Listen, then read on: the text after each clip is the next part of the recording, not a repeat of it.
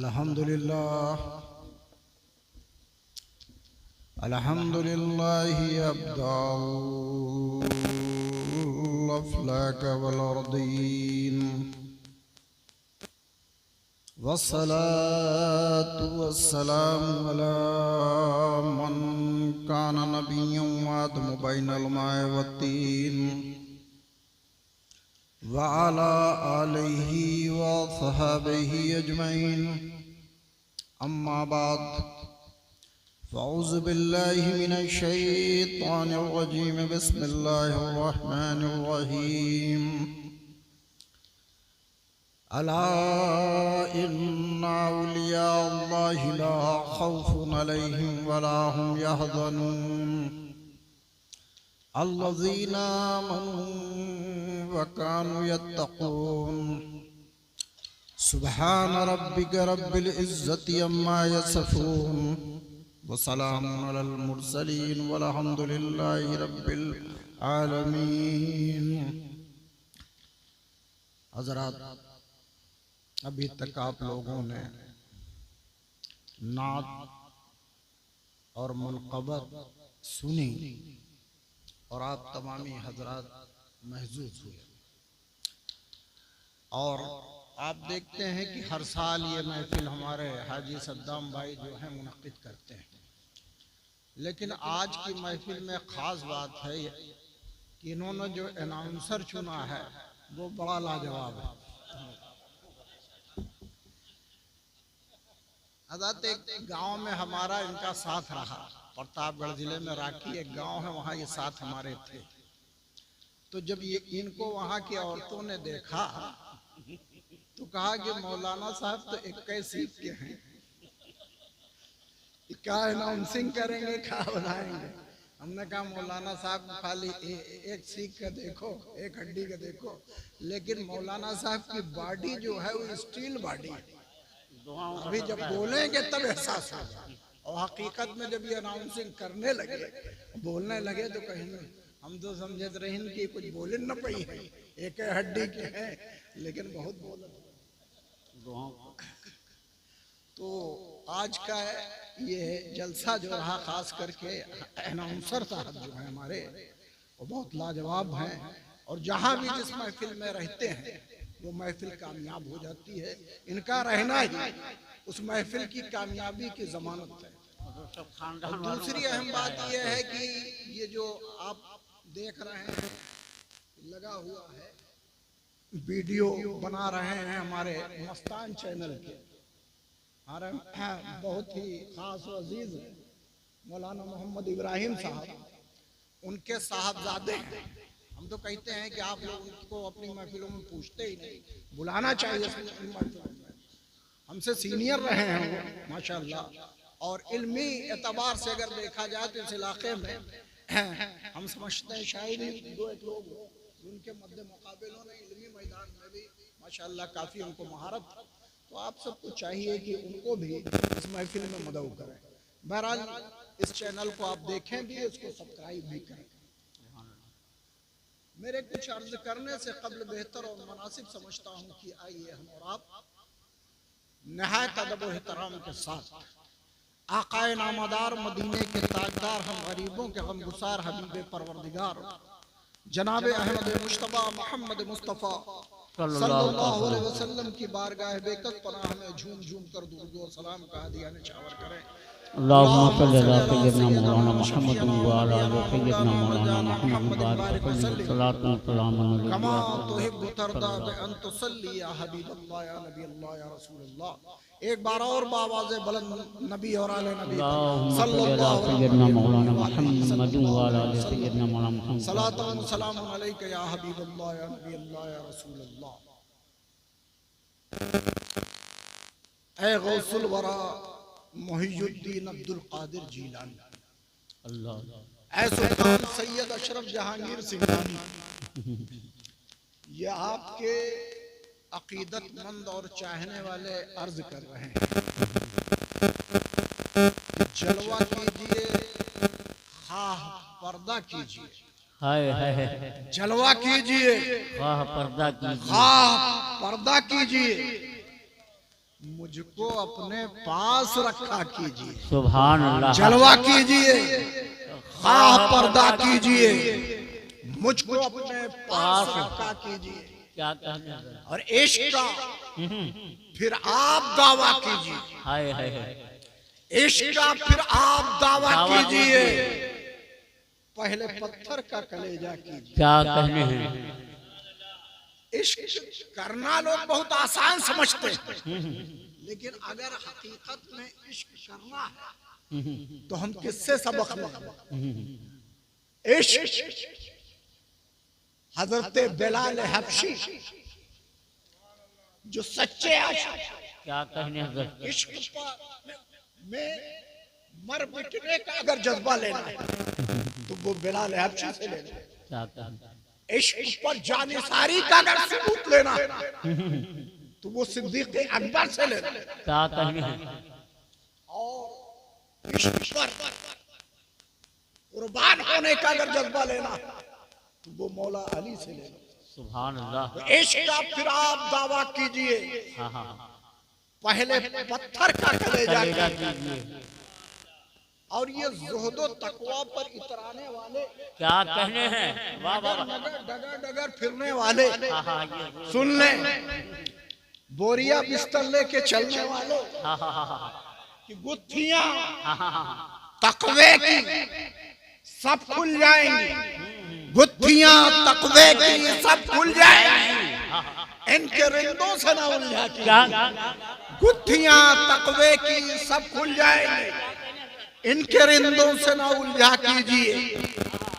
अब अक्लो दानाई फरजानगी, हाय हाय हाय, अक्ल वाशिंगटन के बाजारों में नहीं मिलती, हाँ हाँ, दानाई लंदन के चौराहों पर नहीं मिलती, फरजानगी फ्रांस के ईवानों में नहीं मिलती।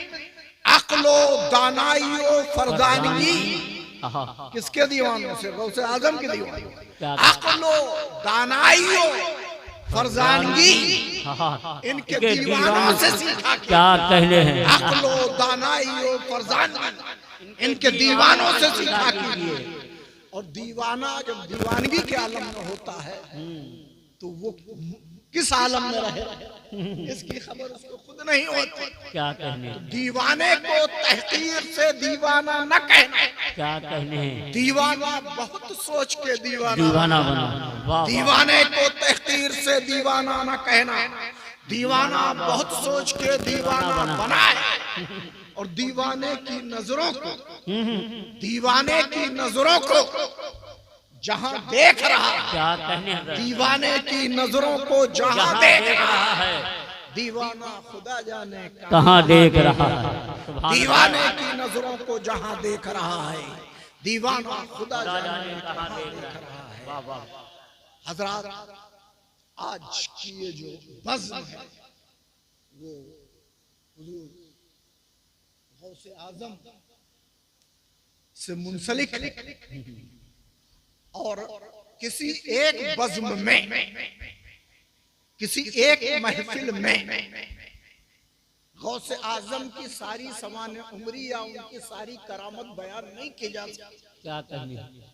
इसके लिए कई महफिलें चाहिए बेशक, और कई रातें चाहिए, तब हम उनकी शख्सियत पर कुछ रोशनी डाल पाएंगे। क्या कहने हैं? अल्लाह के रसूल इरशाद फरमाते हैं, इंदा जिक्र सालिहीन तनज़्ज़ुल रहमा, हाय हाय हाय, जहाँ अल्लाह के नेक बंदों का तस्करा होता है हाय हाय हाय, वहाँ अल्लाह की रहमतें नाजिल होती हैं। बेशक, और आज ये वक्त हो जाने के बाद भी आपका जो हौसला बुलंद है, उसके बाबत मैं कहना चाहता हूँ कि जब यूसुफ अलैहिस्सलाम के खरीदारों में एक ज़ईफ़ा भी पहुंची तो लोगों ने उसका मजाक उड़ाया था कि जहाँ बड़े बड़े उमरा और सलातीन मौजूद वहाँ तेरा क्या शुमार खुतार है। तो उस ज़ईफ़ा ने कहा, मैं ये सोच करके आई हूँ, मैं ये समझ के आई हूँ कि मैं यूसुफ को खरीद नहीं सकती, लेकिन क़यामत के दिन जब यूसुफ के खरीदारों का नाम पुकारा जाएगा तो उसमें मेरा नाम भी, क्या कहने हैं? ये समझ करके मैं आई। उसी तरह से जब नेक महफिलों का जिक्र होगा तो इस महफिल का भी जिक्र होगा, क्या कहने इसके हौसला मंद नौजवानों का भी जिक्र होगा, क्या कहने हजरत? इन गुलामों का भी जिक्र होगा। बस सुभान अल्लाह। अला खबरदार हो जाओ, इन्ना बेशक औलिया अल्लाह, अल्लाह के इन वलियों ला खौफ, नहीं है कोई खौफ, वला हुम यहज़नून, और नहीं है इनको कोई हुज़्न व मलाल, alert, no any effort for the saint of God. Allah वालों से होता है हजारों का भला, और इनसे कौन जला? ये डायरेक्ट वाला। अगर देखना है इन औलिया अल्लाह की करामत तो सागरो मीना तोड़ दे, इनसे रिश्ता जोड़ दे, तब अना सागर की उसते खाजा के कांसे में सिमटती हुई नजर आएंगे। फना और बका का मफहूम बताते साबिर कलियरी नजर आएंगे, दीवारों को हुक्म देते शामीना नजर आएंगे, तख्तो ताज को ठुकराते सैयद अशरफ जहांगीर सिलमानी नजर आएंगे। लेकिन तू क्या देखेगा? अबू जहल तो सारी जिंदगी मेरे रसूल को देखता रहा, लेकिन ना समझ सका। जलती हुई शमा पर परवानों को निसार होते हुए देख करके कहोगे, ए परवानों शमा पर निसार क्यों होते हो? तो ये परवाने जवाब देंगे, जब ये शमा जल करके हमें रोशनी दे सकती है तो हम इस पर निसार होकर इसकी मोहब्बत का सबूत भी दे सकते हैं। आज हमें और आप इन्हीं औलिया अल्लाह की ज़ाते अक़दस के बारे में समझना। Who is the saint of God? अल्लाह का वली है क्या? हवाओं में परवास करना वली की निशानी? क्या दरियाओं में तलातुम पैदा कर देना वली की निशानी? क्या दौलतों सिपाह वली की निशानी? क्या हुकूमतों साम्राज्य वली की निशानी? न दरियाओं में तलातुम पैदा कर देना वली की सबसे बड़ी निशानी, न आग और पत्थर बरसाना वली की सबसे बड़ी निशानी, न दौलत और सिपाह वली की सबसे बड़ी निशानी, न हुकूमत और साम्राज्य वली की सबसे बड़ी निशानी, बल्कि वली वो है जो कुफ्र के जुल्मत कदे में भी हक का पैगाम दे। वली वो है जो फना और बका का मफहूम बताए। वली वो है जो हुक्म दे तो दीवारें चलने लगे। वली वो है जो तख्तो ताज को ठुकरा करके राहे फिराक का रास्ता। वाह वाह वाह, अरे हजरत जिंदाबाद जिंदाबाद। आज हमको और आपको इन्हीं औलिया अल्लाह की ज़ाते अक़दस के बारे में समझना। दोस्तों, कुरान के अंदाज़े तखातुब पर हम कुर्बान जाए कि कितने अच्छे अंदाज से कुरान ने इन अल्लाह वालों का जिक्र किया। अरबी ग्रामर का ये दस्तूर और कायदा कि जहाँ एक ताकीद का इस्तेमाल होता है वहाँ दूसरी ताकीद का इस्तेमाल नहीं हुआ करता। लाला भी हर्फ ताकीद है, इन्ना भी हर्फ ताकीद है। उलमा यहाँ बैठे हैं, नहायत जिम्मेदारी से बोल रहा हूँ, लेकिन अरबी ग्रामर का ये दस्तूर और कायदा है कि जब कहीं कोई जुमला बनाना हो तो एक ही ताकीद का इस्तेमाल होता है, दूसरी ताकीद का इस्तेमाल नहीं किया जाता। लेकिन रब तबारक तआला ने अपने फसीह व मलीक कलाम में दो दो ताकीदों का इस्तेमाल किया। अला भी हर्फ ताकीद, इन्ना भी हर्फ ताकीद। आखिर इस कलाम में रब तबारक तआला को दो दो ताकीदों की जरूरत क्यों पड़ी? इसलिए कि रब तबारक तआला जानता था कि कल कुछ ऐसे लोग होंगे जो कहेंगे ये गैरुल्लाह है, तो तुमने कहा ये गैरुल्लाह है, रब तबारक तआला ने कहा नहीं। नारे तकबीर, नारे रिसालत, अशरफी दूल्हा हुजूर सैयद मिराज अशरफ मियां साहब क़िबला, हुजूर सैयद मिराज अशरफ मियां साहब क़िबला, शान अहले बैत, जश्न गौसुल वरा। नारे तकबीर, नारे रिसालत, अरे हुजूर जिंदाबाद जिंदाबाद। वाह वाह वाह। अल्लाह को क्या है? ला खौफ अलैहिम वला हुम यहज़नून। न इनको कोई खौफ है और न इनको कोई हुज़्न मलाल। वीराने में है तो कोई खौफ, जालिम हुक्मरां के सामने है तो कोई खौफ, फाड़ खाने वाले दरिंदे के सामने है तो कोई खौफ। जहरीले जानवर के सामने है तो कोई खौफ, इसलिए कि इन्होंने अपने दिलों में खुदा का खौफ बसा लिया है और दुनिया का खौफ अपने दिलों से निकाल दिया। यही वजह है दोस्तों कि जिनके दिलों में खुदा का खौफ समाया था वो सारी दुनिया पर गालिब थे। आज हमारे दिलों से खुदा का खौफ निकल गया तो आज हम पर दुनियादार गालिब कर दिए गए।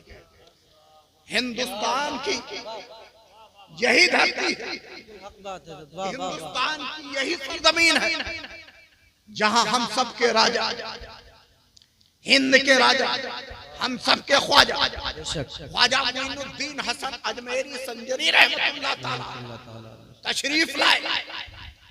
हम अगर हिंदुस्तान में मरहून मिन्नत है तो इन्हीं औलिया अल्लाह, इन्हीं बुजुर्गाने दीन की जिनके दम कदम से हिंदुस्तान में इस्लाम फैला, 90 लाख लोगों को मुशर्रफे बा इस्लाम करने वाले और दायरे इस्लाम में दाखिल करने वाली अगर कोई शख्सियत थी तो वो ख्वाजा मोइनुद्दीन हसन अजमेरी संजरी रहमतुल्लाह अलैह की शख्सियत थी।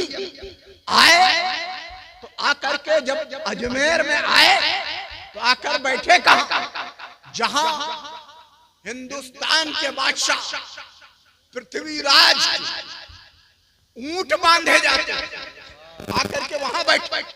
नौकरों ने उठा दिया, कहा ये ऊंटों की बैठने की जगह, ये आपके बैठने की जगह नहीं। आपने कहा ठीक है, अगर ऊंट बैठे हैं तो बैठे ही रहे। आप उठे और जाकर के अना सागर के किनारे बैठ गए और दूसरे दिन जब नौकर आए उन ऊंटों को उठाना चाहा तो ऊंट अपनी जगह से हिल न सके, ऊंट अपनी जगह से जुम्बिश न कर सके। राजा से जाकर के ये माजरा बताओ। राजा ने कहा वो कोई पहुंचे हुए फकीर होंगे, जाओ जाकर के उनसे माफी मांगो। नौकर आए, ख्वाजा और ख्वाजा के साथियों से माफी मांगी। ख्वाजा ने फरमाया कि जाओ देखो तुम्हारे ऊंट उठ चुके हैं। और जब नौकर गए जाकर के वहां देखा तो बगैर किसी के उठाए हुए ऊंट उठ चुके थे। यही मैं आपको एक जहन देना चाहता हूं कि आज लोग कहते हैं कि सीओ एनआरसी लगाकर हिंदुस्तान से मुसलमानों को निकाल दिया जाए, हिंदुस्तान से बाहर कर दिया जाए। तो मैं उनसे कहना चाहता हूं कि हिंदुस्तान के मुसलमानों को हिंदुस्तान में बसाने वाली हस्ती अगर कोई थी तो ख्वाजा अजमेरी की हस्ती थी। जब ख्वाजा अजमेरी के बिठाए हुए ऊंटों को कोई नहीं उठा सका तो ख्वाजा अजमेरी के बसाए हुए मुसलमानों को हिंदुस्तान से कौन निकाल सकेगा। जब उनके बसाए हुए ऊंटों को नहीं कोई उठा सका, जब उनके बिठाए हुए ऊंटों को कोई नहीं उठा सका तो उनके बसाए हुए मुसलमानों को हिंदुस्तान से कौन निकाल सकेगा। दोस्तों, जब पृथ्वीराज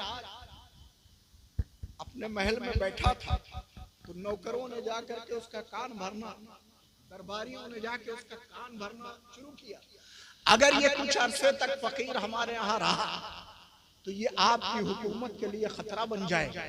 जितने आपके दरबार में दरबारी नहीं रहते, फरियादी नहीं रहते, उससे कई गुना लोग उसके इर्द गिर्द हर वक्त टहला करते। अगर वो रहा तो आपकी हुकूमत के लिए खतरा बन जाएगा। पृथ्वीराज ने अपनी सारी ताकतें इस्तेमाल की और जब नहीं कामयाब हुआ तो उसने सोचा कि लोहा लोहे काटता है। गया अपने गुरु जयपाल के पास तो कहा, गुरु हमारे दौरे हुकूमत हमारे यहाँ एक ऐसा फकीर आ गया जिसके सामने मैं अपने को बेबस और मजबूर समझता हूँ। अगर कोई उससे मुकाबला कर सकता तो आप ही कर सकते हैं। जयपाल अपने जादू और टोने और टोटके के घमंड में अकड़ता हुआ मृगछाले पर सवार जोगनी मंत्र चलाता हुआ, आग और पत्थर बरसाता हुआ, जादुई सांप छोड़ता हुआ ख्वाजा और ख्वाजा के चाहने वालों की जानिब बढ़ा। और जब ख्वाजा जयपाल को आते हुए देखा तो लोगों से कहा, ऐ लोगों, ऐ मेरे साथियों, आयतल कुर्सी पढ़ करके हिसार कर जयबाल का कोई जादू और शहर काम नहीं करेगा। ख्वाजा और ख्वाजा के चाहने वालों आयतल कुर्सी पढ़ करके हिसार कर लिया। जयबाल जोगनी मंत्र चलाता रहा, आग और पत्थर बरसाता रहा, जादू सांप छोड़ता रहा, लेकिन ख्वाजा और ख्वाजा के चाहने वालों पर उसका कोई असर नहीं। तब जयपाल समझ गया जादू नहीं है करामत, यह मासियत नहीं है रूहानियत, यह हक्कानियत। ख्वाजा अजमेरी के करीब आया, कहे ख्वाजा हमारा आपका आखिरी फैसला हो जाए, हमारा आपका फाइनल डिसीजन हो जाए। कहा वो क्या? कहा आप गायब हो जाए, मैं तलाश लूं, मैं गायब हो जाऊं, आप तलाश लें। मेरा ख्वाजा गायब हुआ तो जयपाल ना तलाश, और जयपाल जब गायब हुआ तो ख्वाजा अजमेरी ने क्या किया? अपनी कश्फ करामत जूती को हुक्म दिया, फकीर की जूती कुफर आसमानों में तू यहाँ। ख्वाजा अजमेरी की वही जूती फजाओं खलाओं हवाओं से होती हुई गई और जयपाल को पीटते हुए लाकर के ख्वाजा अजमेरी के कदमों में हाजिर किया। दोस्तों, यही एक बात मैं आपको बताना चाहता हूँ कि पृथ्वीराज किसके मद्दे मुकाबिल लाया था? ख्वाजा अजमेरी के मुकाबले में लाया था। लेकिन जब मुकाबले का वक्त आया तो जयपाल ने तो भरपूर मुकाबला किया, लेकिन ख्वाजा अजमेरी ने तो मुकाबला नहीं किया। आप अपनी जगह पर बैठे रहे, आपकी जूती ने मुकाबला किया।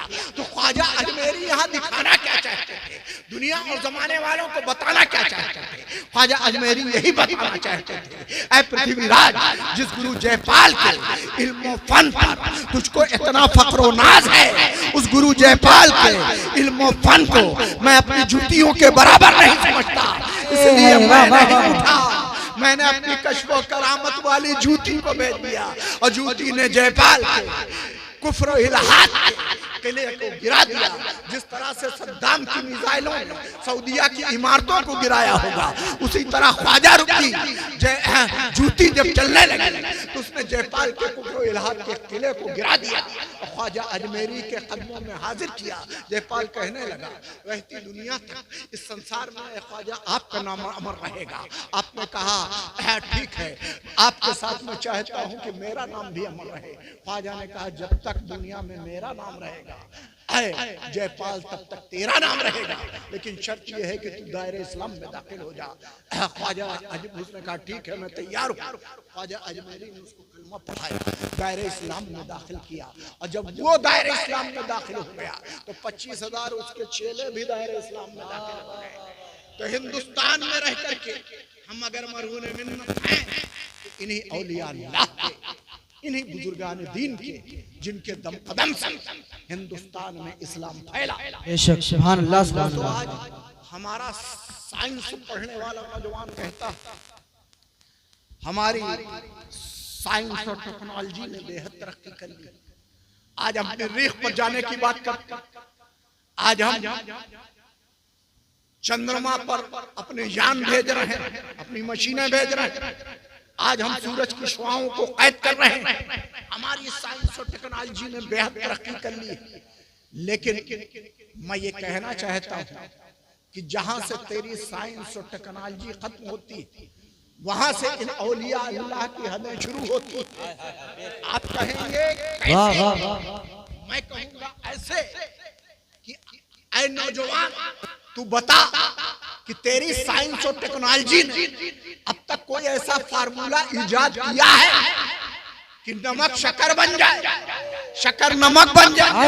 आप कहेंगे हमारी साइंस और टेक्नोलॉजी के पास कोई ऐसा फार्मूला नहीं है कि नमक शक्कर बन जाए, शक्कर नमक बन जाए। हम कहेंगे तेरी साइंस और टेक्नोलॉजी के पास फार्मूला नहीं है, लेकिन औलिया अल्लाह के पास है। बेशक, सुभान अल्लाह, सुभान अल्लाह। गंज शकर रहमतुल्लाह ताला अलैह, जिनको गंज शकर के नाम से पुकारा जाता है। आप एक जगह, एक रास्ते के किनारे अपना खच्चर बांध करके बैठे हुए, उधर से एक बनिया शक्कर से भरी हुई बोरियां लेकर के गुजरता है। हजरत ने उससे पूछ लिया, इन बोरियों में क्या है? उसने शायद सुन रखा था कि बाबा को शक्कर बहुत पसंद है, सोचा कहीं डिमांड न करे, तो उसने हजरत से झूठ बोला, कहा बाबा जी इन बोरियों में तो नमक है, शक्कर नहीं है। अच्छा बच्चा ले जा, नमक ही होगा। वो गया और जब उन बोरियों को घर में खोल करके देखता है तो क्या देखता है कि शक्कर गायब है, नमक हाजिर है। अरे हजरत अब सोचने लगा कि हमने लोड तो शक्कर किया था, कि नमक कैसे हो गया। तो सोचते सोचते उसको ख्याल आया कि कहीं बाबा जी का तो इसमें कुछ करिश्मा नहीं है, मैंने जो उनसे झूठ बोला था ये उसी का नतीजा है। अब बोरियों को उसने छोड़ दिया, अब वो बाबा जी को तलाशने लगा। तलाशते तलाशते एक मकाम था, हजरत बाबा फरीदगंज शक्कर रहमतुल्लाह अलैह एक दरख्त के नीचे अपना खच्चर बांध करके आराम फरमा रहे थे। जाते ही बनिया बाबा के कदमों में गिर गया। कहा बाबा जी मैंने आपसे गलत कहा था, मैंने आपसे झूठ बोला था, उन बोरियों में नमक नहीं था, शक्कर था, लेकिन आपने जब से कह दिया वो सारा शक्कर नमक हो गया है। बाबा फरीदगंज शक्कर रहमतुल्लाह अलैह की ज़बान मुबारक से निकला, बच्चा जा देख नमक नहीं होगा शक्कर होगा। बनिया फिर पलट करके आया और जब उन बोरियों को खोल करके देखता तो नमक गायब है, शक्कर। वाह वाह, नारे तकबीर, नारे रिसालत, नारे रिसालत। अशरफी दूल्हा, अशरफी दूल्हा सैयद मेराज अशरफ मियां साहब किबला, सैयद मेराज अशरफ मियां साहब किबला। नारे तकबीर, नारे रिसालत। अरे हुजूर जिंदाबाद जिंदाबाद। वाह वाह वाह। साइंस और टेक्नोलॉजी ने बेहद तरक्की कर दी, लेकिन कोई ऐसा फार्मूला नहीं इजाद किया है कि नमक शक्कर बन जाए, शक्कर नमक बन जाए। ये अगर फार्मूला है तो इन्हीं औलिया अल्लाह के पास है, इन्हीं बुजुर्गान दीन के पास है। हजरत पीर मेहर अली शाह रहमतुल्लाह अलैह का आप लोगों ने नाम सुना होगा। हजरत पीर मेहर अली शाह रहमतुल्लाह अलैह जो थे वो गोंडरे के प्लेटफॉर्म पर टहल रहे थे, गाड़ी रुकी, एक अंग्रेज अफसर उतरा, हजरत अपनी दुरूद वाली तस्बीह पढ़ रहे थे। वो हजरत के करीब गया, कहा बाबा जी ये जो आप कर रहे हैं ये क्या है। पीर मेहर अली शाह ने उसकी पिस्तौल की तरफ इशारा किया, कहा बच्चा ये क्या है। कहा बाबा जी ये तो मेरा हथियार है। पीर मेहर अली शाह बोले ये मेरा हथियार है। कहा अच्छा बाबा जी आप ये बताएं कि आपको ये हथियार कहां से मिला। पीर मेहर अली शाह ने फिर उसके सवाल को दोहराया, कहा बच्चा तू बता कि तुझको ये हथियार कहां से मिला। कहा बाबा जी ये हथियार तो मुझे अंग्रेज वाइसराय लॉर्ड माउंटन ने दिया। पीर मेहर अली शाह ने फरमाया हथियार मुझको 11वीं वाले पीर ने दिया है, यह हथियार उनके दरबार से मिला। अच्छा बाबा जी आपके इस हथियार में क्या कमाल, जो आप कर रहे हैं ये तस्बीह पढ़ रहे हैं इसमें क्या कमाल आपके इस हथियार। बाबा जी ने फिर उसका सवाल दोहराया, कहा बच्चा बता तेरे इस हथियार में क्या कमाल। कहा बाबा जी आप मेरे इस हथियार का कमाल देखना चाहते हैं। अंग्रेज ने पिस्टल निकाली, गोलियां भरी, दरख्त पर एक परिंदा चहक रहा था, निशाना लगाया, परिंदा तड़पता हुआ नीचे आ गया। कहा बाबा जी ये है मेरे हथियार का, अभी तक जिंदा था अब मुर्दा हो गया। पीर मेहर अली शाह मुस्कुराए, दुरूद वाली तस्बीह हाथ में ली, मुर्दा परिंदे के करीब गए और कहा कुम बिइज़्निल्लाह, जा अल्लाह के हुक्म से। फिर उसी दरख्त पर बैठ गए, परिंदा जिंदा हो गया और उड़ता हुआ जाकर के फिर उसी दरख्त पर बैठ गया। कहा बच्चा ये है मेरे हथियार का कमाल। अंग्रेज अफसर कदमों में गिर पड़ा, कहा बाबा जी मैं मान गया आपका हथियार सच्चा है, मेरा हथियार है। जिंदाबाद जिंदाबाद। वाह वाह वाह।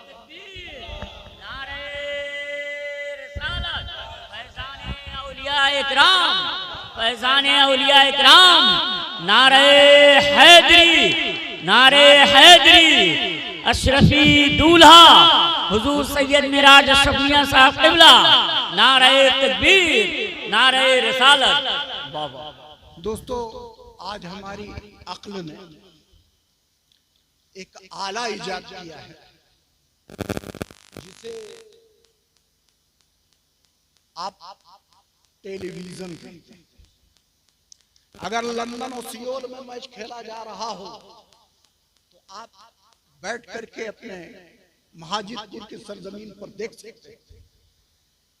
लेकिन दाता अली हजवेरी रहमतुल्लाह ताला अलैह का दौर था, आपने एक मस्जिद बनाई। कुछ लोगों ने उसमें एतराज करना शुरू किया, दाता ये कैसी मस्जिद आपने बनवाई जिसका रुख ही काबे की सिमत नहीं है। जब कई लोगों ने कहा तो दाता अली हजवेरी रहमतुल्लाह अलैह को जलाला, आपने फरमाया कि जिसको काबा देखना होगा वो अगले जुमे की नमाज मेरे पीछे पढ़ेगा। पूरे लाहौर में शोर हो गए कि दाता अली हजवेरी ने लाहौर में काबा दिखाने की बात की। अब जब जुमे का दिन आया तो पूरी मस्जिद भरी हो गई, यहाँ तक कि बाहर तक नमाजियों का हुजूम था। दाता अली हजवेरी रहमतुल्लाह अलैह ने खुतबा दिया और उसके बाद जब मुसल्ले पर खड़े हुए अल्लाहू अकबर कह करके आपने नियत बांधा तो लोग क्या देखते हैं? मस्जिद गायब है, काबा सामने।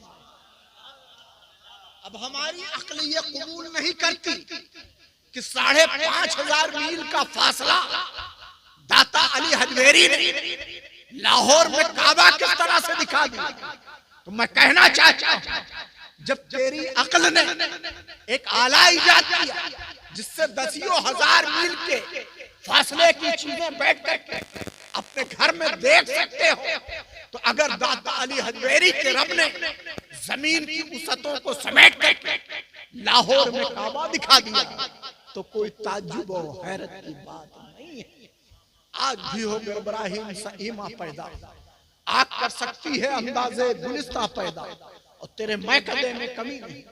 जो कमी है ज़ौक़े तलब में, जो हम मांगने वाले तो आज वही वादा है, वही जाम। दोस्तों एक अंग्रेज था, वो उसको साथ मिल गया था, किसका? जमातियों का साथ मिल गया, और उसने कुरान करीम का ट्रांसलेट कहीं पढ़ा था इंग्लिश में। तो उसमें हजरत सुलेमान अलैहिस्सलाम के दौर का एक वाक़या कि जब मुल्क सबा की मलका बिल्कीस हजरत सुलेमान अलैहिस्सलाम से मुलाकात करने के लिए आ रही थी, तो हजरत सुलेमान अलैहिस्सलाम के दरबार में 1.25 लाख जिन्ना मौजूद थे। तो हजरत सुलेमान अलैहिस्सलाम ने कहा कि अगर मलका आ रही है तो उसका तख्त भी आना चाहिए। तो 1.25 लाख जिन्ना मौजूद थे। सबसे कहा कि मलका बिल्कीस का तख्त लाओ। एक जिन खड़ा हुआ, कहा मैं ला दूंगा। कहा कितना वक्त लोगे? उसने कहा 1 साल, यानी 1 घंटे। हज़रत सुलेमान अलैहिस्सलाम ने कहा इससे भी जल्द चाहिए मुझे। दूसरा खड़ा हुआ, उसने कहा आधे साल, यानी आधे घंटे। सुलेमान अलैहिस्सलाम ने कहा इससे भी जल्द चाहिए। सारे जिन खामोश हो गए, कहा इससे जल्द हम नहीं ला सकते। 450 मील का फासला और कई गज चौड़ा, कई गज लंबा मलका बिल्कीस का तख्त लाना कोई आसान काम नहीं था। जब सब खामोश हो गए तो उसी सुलेमान अलैहिस्सलाम के दरबार में, ये कोई ज़बानी लफ्ज़ी नहीं बयान कर रहा, इसका जिक्र कुरान में मौजूद है। हज़रत सुलेमान अलैहिस्सलाम का तज़किरा सूरह हूद में और कुरान करीम में भी मौजूद है। ये वाक़या पूरा दिया हुआ कि जब सब खामोश हो गए तो एक किताब का आलिम बोल, यानी एक अल्लाह वाले उस दरबार में मौजूद थे जिनका नाम था आसिफ इब्न बरकिया रहमतुल्लाह अलैह। वो खड़े हो गए और उन्होंने कहा मैं ला सकता हूं। सुलेमान अलैहिस्सलाम ने कहा मुझे पलक झपकते मलका बिल्कीस का तख्त चाहिए। पलक झपकने में दोस्तों कितना टाइम लगता है, 1 सेकंड का मैं ला करके हाजिर करूं। और अब्दुल्ला आसिफ इब्न बरकिया को जब हुक्म दिया तो आसिफ इब्न बरकिया ने पलक झपकते ही मलका बिल्किस का तख्त ला करके दरबार सुलेमानी में हाजिर किया। तो ये वाकया वो उस अंग्रेज ने पढ़ा था, अब उसके जहन में वही बात गूंज रही। जमातियों से जब सवाल करे तो वो उसको गोल गोल घुमाते थे। तो एक दिन वो दाता अली हजवेरी के दरबार के सामने से गुजर रहा था। उसने सोचा इतने दिन से इनका साथ है, इसका जवाब हमें नहीं मिला, अब इन वलियों के दरबार में चले, शायद यहाँ से इसका हमको जवाब मिल जाए। वो वहां पहुंचा और उसने मालूम किया कि इस दरबार का कंसल्ट किससे, कौन है यहाँ का शेख, कौन है यहाँ का पीरे मोगा। गया और जाकर के जब लोगों ने उनका पता बताया तो उनके सामने बैठ गए। वो अपने जिक्र अस्कार में मशगूल थे। जब फारिग हुए तो कहा बेटे थक गए हो, किसी चीज की हाजत है? कहा हुजूर मैं चूंकि अंग्रेज हूँ, इंग्लैंड का रहने वाला हूँ और मुझे कॉफी या चाय की तलब। हजरत ने अपने क़िबा के दामन में हाथ डाला और चाय की प्याली उस अंग्रेज के सामने रख दी। जब उसने चाय के उस प्याली को देखा तो कभी वो हजरत की शक्ल देखते, कभी चाय की प्याली देखते। अब वो बड़े हैरत में था। और दोस्तों हैरत की वजह क्या थी कि वो चाय की प्याली जो थी वो मेड इन इंडिया नहीं थी, मेड इन इंग्लैंड थी, मेड इन लंदन। वो प्याली जो थी वो अंग्रेज देख रहा है तो मेरे यहाँ की प्याली यहाँ कैसे आ गई। तो उसने कहा हुजूर ये प्याली तो इंडियन है ही नहीं, ये प्याली तो इंग्लैंड की है। तो कहा तू अपने दिल में ख्याल क्या लेके आया था कि आसिफ इब्न बरकिया मलके बिल्किस का तख्त कैसे लाए थे? तो मैं तुझको जवाब देता हूँ कि जैसे मैं ये प्याली लेकर के आया उसी तरह से आसिफ इब्न बरकिया मलके बिल्किस का तख्त ले आए थे। तो जहां भी मुश्किल वक्त आया है इन्हीं बुजुर्गान दीन की, इन्हीं औलिया अल्लाह की ज़ात अक़दस जो है वो हर मोड़ पर हर जगह काम आई। यहाँ हमारे हुफ़ाज़ किराम भी बैठे हुए हैं। एक बहुत नाजुक मसले पर मैं आपकी तवज्जो मबज़ूल कराना चाहता हूँ। किताबें कितनी हैं? आसमानी किताबें कितनी हैं? कोई बोले? 4 आसमानी किताबें, तौरात, ज़बूर, इंजील, कुरान, 4 किताबें हैं। लेकिन मैं आपसे सवाल करता हूं, इन 4 किताबों में एक किताब के हाफिज तो एक नहीं 60 लाख पूरी दुनिया में मिलेंगे। वो किताब है कुरान करीम। 60 लाख हुफ़ाज़ किराम पूरी दुनिया में मौजूद आपको मिलेंगे। लेकिन 3 किताबों का हाफिज कौन? तो वो किताबें जो जिस नबी के ऊपर उतरती थी वही उस किताब का हाफिज था। जैसे तौरात के हाफिज हजरत मूसा अलैहिस्सलाम, हजरत हारून अलैहिस्सलाम, ये तौरात के हाफिज। इंजील के हाफिज हजरत ईसा अलैहिस्सलाम, ज़बूर के हाफिज हजरत दाऊद अलैहिस्सलाम थे। तो उस वक्त जो उस वक्त का नबी होता था, जो उस वक्त का रसूल होता था, जिस पर वो किताब नाजिल होती थी, वही उस किताब का हाफिज होता था। लेकिन आज के दौर में नबी अकरम सल्लल्लाहु अलैहि वसल्लम के उम्मतियों में एक नहीं 60 लाख हुफ़ाज़ किराम आपको नजर आए। तो अल्लाह के रसूल ने ये फरमाया था कि तरक्को फीकुमुस सकलान किताबुल्लाह व इतरती, तुम सब के दरमियान दो भारी भरकम चीजें छोड़े जा रहा है, अल्लाह की किताब और कुरान। और अगर इनको मजबूती से थामे रहोगे तो कभी गुमराह नहीं होगे, अगर इनको मजबूती से पकड़े रहोगे तो कभी गुमराह नहीं होगे। तो दोस्तों, नबी का दौर था, फिर सहाबा का दौर आया, फिर ताबई का दौर आया, फिर तबा ताबई का दौर आया। पता चला 300 साल के अरसे में ये सब इस दुनिया से रोहलत फरमा जाएंगे, इस दुनिया से रुखसत हो जाएंगे। तो अल्लाह के रसूल ने इसीलिए कहा कि जब सहाबी नहीं रहे, जब ताबई नहीं रहे, जब तबा ताबई नहीं रहेंगे तो क़यामत तक अहले बैत रहेंगे। इसलिए कुरान का साथी मैं किसी और को नहीं बना रहा हूं, कुरान का साथी अहले बैत को बना रहा हूं।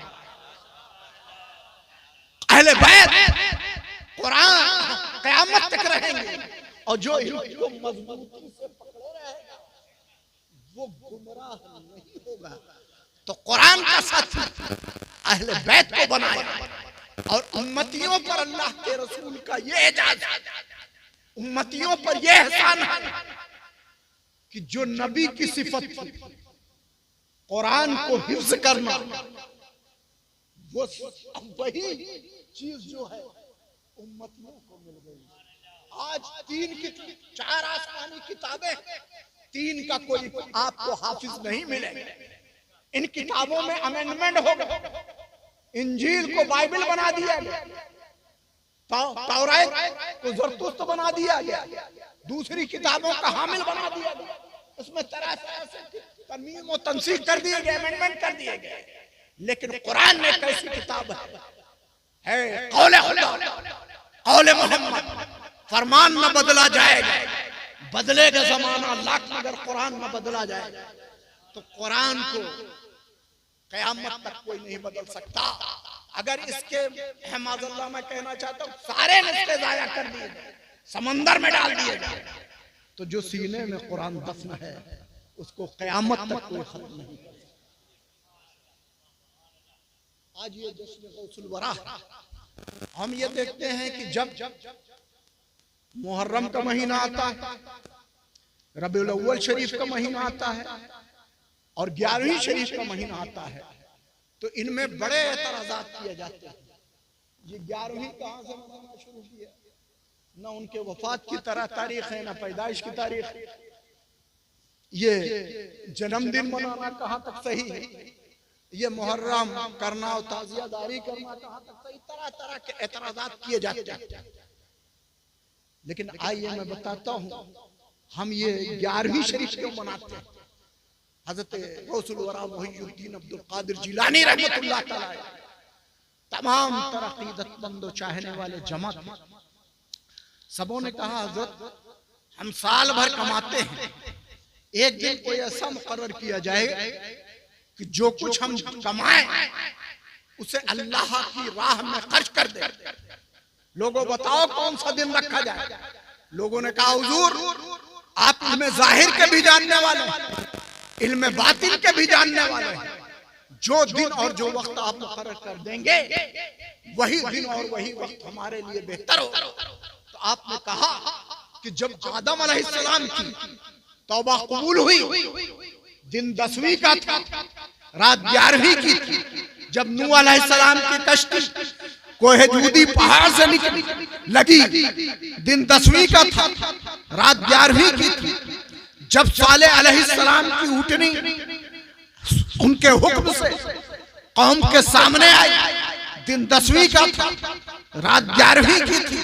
जब यूनुस अलैहिस्सलाम अल्लाह के हुक्म से मछली के पेट सही सलामत वापस आए, दिन 10वीं का था, रात 11वीं की थी।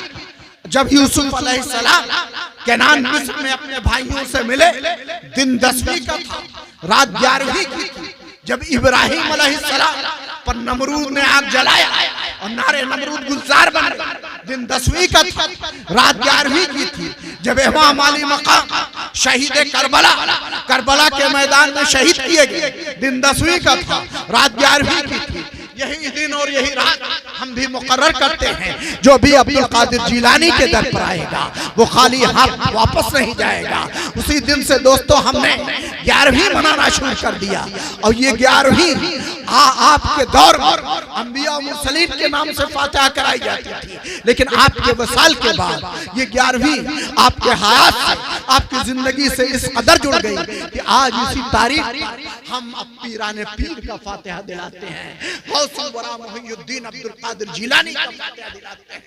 और फातिहा दोस्तों दिलाते हैं तो बड़े इत्मीनान सुकून से दिलाते हैं, बड़े हिल्म और तहम्मुल के साथ दिलाते हैं, ना इसमें डीजे बजाते हैं ना उछल कूद करते हैं, बड़े इत्मीनान से बजाते हैं। और ये 11वीं शरीफ जो है सिर्फ हिंदुस्तान में नहीं मनाई जाती, 11वीं शरीफ बांग्लादेश में मनाई जाती है, 11वीं शरीफ पाकिस्तान में मनाई जाती है, 11वीं शरीफ मॉरिशस में मनाई जाती है, 11वीं शरीफ बैरूत में मनाई जाती है, 11वीं शरीफ लंदन में मनाई जाती है, 11वीं शरीफ साउथ अफ्रीका में मनाई जाती है, पूरे वर्ल्ड में, पूरी दुनिया में 11वीं शरीफ मनाई जाती है। तो हिंदुस्तान में रह करके अगर हम मरहून मिन्नत हैं तो इन्हीं औलिया अल्लाह के, इन्हीं बुजुर्गान दीन के, जिनके दम कदम से हिंदुस्तान में इस्लाम फैला। हजरत पीराने पीर की बारगाह में एक लालची शख्स पहुंचा, उसकी बेटी की शादी होने वाली थी। हजरत से कहने लगा, हजरत आप दुआ करें कि मेरे बेटी की शादी हुस्न से हो जाए और अपने दस्त मुबारक से आप कुछ इनायत कर। हजरत ने क्या किया कि एक पत्थर का टुकड़ा उठाया और उस पर कुछ सूरतें, कुछ आयतें दम और उस शख्स को दे दिया। जब उसने पत्थर के उस टुकड़े को देखा तो क्या देखता है कि पत्थर का वो टुकड़ा पत्थर ना रहा बल्कि सोना बन गया। अब वो बड़ी हैरत में पड़ गया, उठाया तो पत्थर था, ये सोना किस तरह से हो गया। तो उसने सोचा अगर हजरत हमको बता देते तो हमारी गरीबी दूर हो जाती, हम पत्थर से सोने बनाने लगते। तो हजरत से उसने फार्मूला पूछ लिया कि हजरत इस पर आपने पढ़ करके दम क्या किया कि ये पत्थर पत्थर न रहा, पत्थर सोना बन गया। तो हजरत समझ गए उसका कि मंशा किसके दिल में लालच पैदा हो चुकी। हजरत ने बता दिया फार्मूला का, इस पर 7 बार सूरह फातिहा और 7 बार सूरह इखलास कुल हुवल्लाह मैंने पढ़ करके फूंका है, ये पत्थर पत्थर न रहा, सोना बन गया। तो हजरत ने अब वो बहुत खुश हुआ, घर गया। हजरत ने तो इतना सा टुकड़ा लिया और पूरे पत्थर का पूरा चाहत लेके बैठे।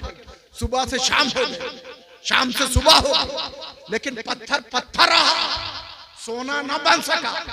फिर हजरत की बारगाह में पहुंचा, कहने लगा हजरत जो फार्मूला आपने बताया था पत्थर से सोना बनाने वाला, रातों दिन पढ़ता रहा, सुबह शाम पढ़ता रहा, कई दिन तक पढ़ता रहा, लेकिन पत्थर पत्थर ही रहा, सोना न बन सका।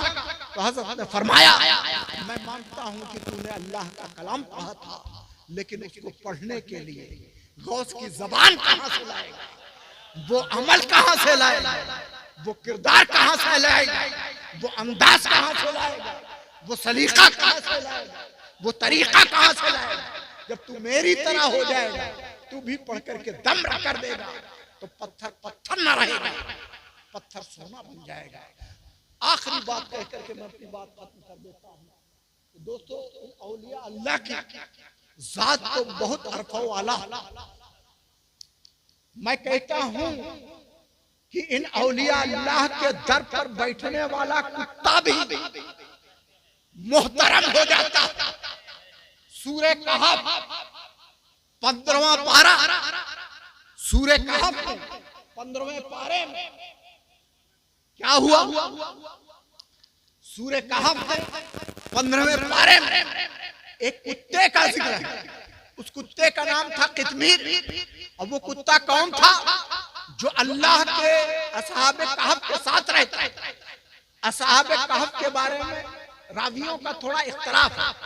कोई कहता है कि असहाबे कहफ जो है 7 थे, 8वां उनका कुत्ता था। कोई कहता है असहाबे कहफ 6 थे, 7वां उनका कुत्ता था। यानी वो असहाबे कहफ जब एक जालिम हुक्मरान की वजह से अपनी बस्ती से बाहर निकल गए और जाकर के गार में आराम करने लगे, तो जब वो चलने लगे तो एक कुत्ता भी उनके साथ हो लिया। उस कुत्ते का नाम था कितमीर। अब असहाबे कहफ ने उस कुत्ते को बहुत भगाने की कोशिश की, लेकिन अल्लाह ने उस कुत्ते को जबान दी और उसने कहा हम आप ही के साथ रहेंगे, हमको आम कुत्तों की तरह न समझिए, हम आपके हमसे अलग नहीं होंगे, हम आप ही के साथ रहेंगे, आपका साथ नहीं छोड़ेंगे, जहां आप जाएंगे वहां हम आपके साथ रहेंगे। तो गार में जब असहाबे कहफ मुकीम हुए, ठहरे, तो कुत्ता भी गार के दहाने पर बैठ गया। कुरान कहता है कल बहु बासतू ज़राए नहीं, कुत्ते ने अपना दोनों पंजा फैलाया। कुत्ता कहीं भी हो, किसी पोजीशन में बैठा हो, इसका जिक्र कोई नहीं करेगा, लेकिन असहाबे कहफ के सामने जो कुत्ता बैठा था, जिस अंदाज से बैठा था, उस अंदाज का जिक्र भी कुरान ने किया। तो असहाबे कहफ के उस कुत्ते के बारे में जब उलमा मुफस्सिरीन से पूछा गया कि असहाबे कहफ तो अल्लाह के नेक बंदे हैं, वो तो जन्नती है, जन्नत में जाएंगे। 309 साल तक असहाबे कहफ सोते रहे और कुत्ता भी सोता रहा। 309 साल के बाद उठे। आखिर इसकी वजह क्या थी दोस्तों? 309 साल तक रब तबारक तआला ने उन पर नींद गालिब कर दी। उसकी वजह यह थी कि उस दौर के लोग क़यामत के दिन को झुठलाते थे। कहते थे हड्डियां बोसीदा हो जाएंगी, गल सड़ जाएंगे, तो आदमी कैसे फिर जिंदा होगा, कैसे पैदा होगा, ये नामुमकिन है। क़यामत के दिन को झुठला रहे थे। तो रब तबारक तआला ने ये वो असहाबे कहफ के वाक़े से ये दिखा दिया कि अगर रब तबारक तआला चाहे तो 309 साल तक सुला सकता है और फिर उसे उठा सकता है, उसे महफूज रख सकता है। ये रब के अख्तियार की बात है। तो असहाबे कहफ के बाद जब उलमा और मुफस्सिरीन से पूछा गया कि असहाबे कहफ तो जन्नती है, जन्नत में चले जाएंगे, उस कुत्ते की क्या पोजीशन होगी, उस कुत्ते की क्या हालत होगी, तो सारे उलमा मुफस्सिरीन इस बात पर मुत्तफिक हैं कि अगर असहाबे कहफ जन्नत में जाएंगे तो शबो रोज सुबह शाम उनके साथ रहने वाला वो कुत्ता भी जन्नत में जाएगा। ये अलग बहस है कि किस शक्ल में जाएगा। अल्लाह ताला क़यामत के दिन उसको इंसानी शक्ल देगा और वो जन्नत में जाएगा। जब अल्लाह के नेक बंदों के साथ रहने पर कुत्ता जन्नती हो सकता है, तो अगर हम इन औलिया अल्लाह की नशिस्त और सोहबत अख्तियार करेंगे तो बेशक हम भी जन्नती हो सकते हैं, जन्नत के हकदार हो सकते हैं।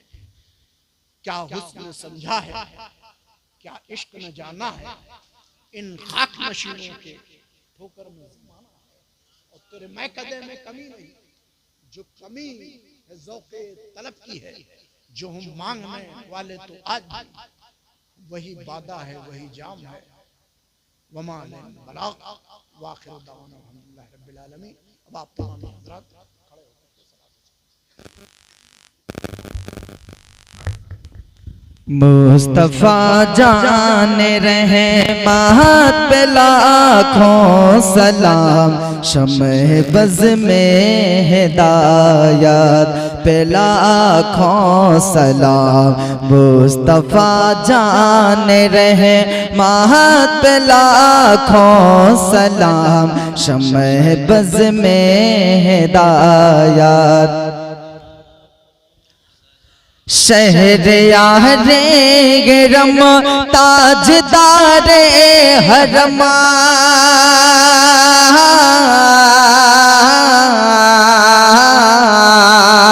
शहरयारे गरम ताजदारे हरम शहरयारे गरम ताजदारे हरम नौबहारे शफाअत पे लाखों सलाम मुस्तफा जान रहमत पे लाखों सलाम शम्ह बज़ में हिदायत काश महशर में जब उनकी आमद होवा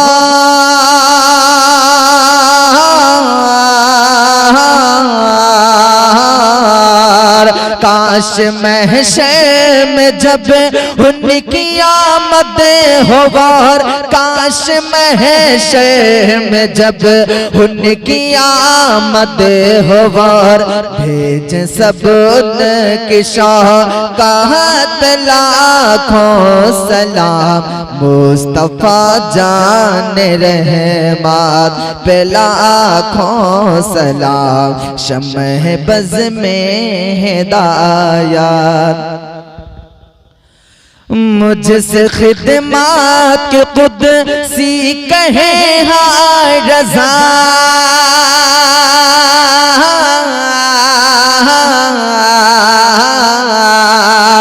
मुझसे खिदमत के कुदसी कहे हाय रज़ा मुझसे खिदमत के कुदसी कहे हाय रज़ा मुस्तफा जान रहे महत लाखों सलाम शम्ह बज़ में हिदायत पे लाखों सलाम या नबी सलाम अलैका या रसूल सलाम अलैका या हबीब सलाम अलैका सहलवात